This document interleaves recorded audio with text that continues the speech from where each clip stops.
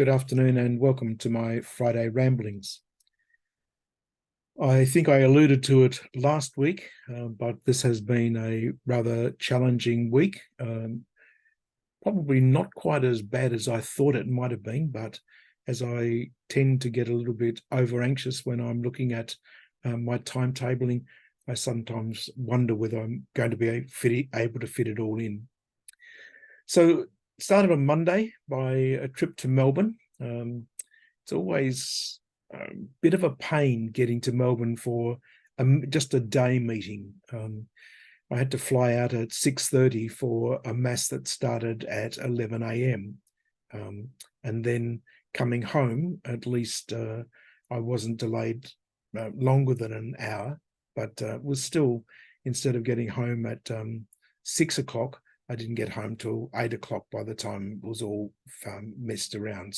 But it was a good day, and I managed to catch up with three of my classmates, people I haven't seen for 4 years. And so that was good. I was able to get to the 2019 anniversary celebrations for the Corpus Christi priests, but had missed the 20 and 21 through COVID. And then last year they changed the date at the last minute, and I wasn't able to make the new date. However, they've assured us that it's going to be on the last Monday of July next year. So I hope they can stick to that. Tuesday, we had a big funeral, funeral of the late Mike Bocconi.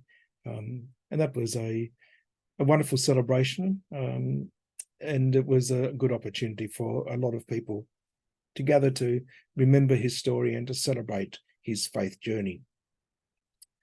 The other day, Wednesday and Thursday, were normal days, with the normal busyness that involved in each day. And today has been a typical Friday. Lots of things to be done, lots of things getting done. Tomorrow is going to be an interesting day. I've got, with a group of the young people, the youth of our parish, especially those who we're moving towards a leadership role, we're attending an Alpha leadership program for youth. And that's about at Lauderdale, which isn't that far away really, but it's just far enough away to make getting back here tomorrow night for the 5 p.m. mass a little bit of a challenge. Sunday is a reasonably quiet day, so I'm looking forward to that. The reason being is that, well, I've started next week's homily. It's only just started, and so I'll need to do a lot of work on that on Sunday, because the rest of next week is going to be fairly tied up. I'll wait till the end of the week to actually let you know what's happened. Another thing that's coming up is we've got the world's greatest shave. It's a challenge for the students and staff at St. Aloysius Catholic College. One of the Year 7 students has leukemia, and so they're doing a fundraiser for her. I've said that I'm going to shave my beard and my hair. Now, in this particular video, you can't see a lot of hair, but there is some hair there.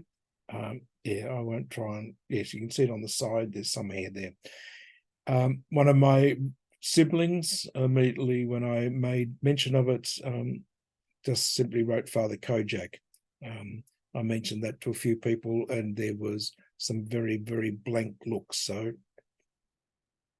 Telly Savalas, eat your heart out. Not too many people remember you these days.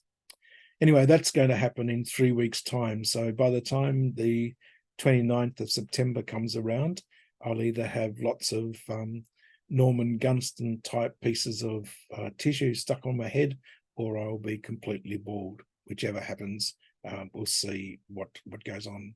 Now, the reason I'm doing it is because it's 48 years since I first started growing my beard, later in the year, in beginning of November. And it's only come off once before. And that was when I was on board HMAS Sydney in the South China Sea, and we were raising funds for the ship's charity. And I shaved my beard on that day. I have to admit that it was a fairly horrendous moment, because the young sailor who shaved me, I don't think really had done a lot of shaving of himself, because it was rather patchy. But anyway, I survived that and the beard grew back. So as of the 29th, I'll be bald for a few days and have little beard, but hopefully, excuse me, that's my yawning thing. Hopefully it'll grow back fairly quickly. So that's the ramblings for today. It's been an interesting week, and hopefully next week, while it's going to be equally busy, is also going to be a good week, a week to celebrate lots of different events and lots of different experiences, and hopefully they will lead us onto something really grand. But I'll leave all that in the future and let you come back next week to find out what actually happened. Have a great weekend. I hope your weekend is a good weekend. And I hope that whatever happens, you have a chance to be refreshed and to recreate so that you can face the future with joy, hope, and with a certain amount of energy. Take care and God bless.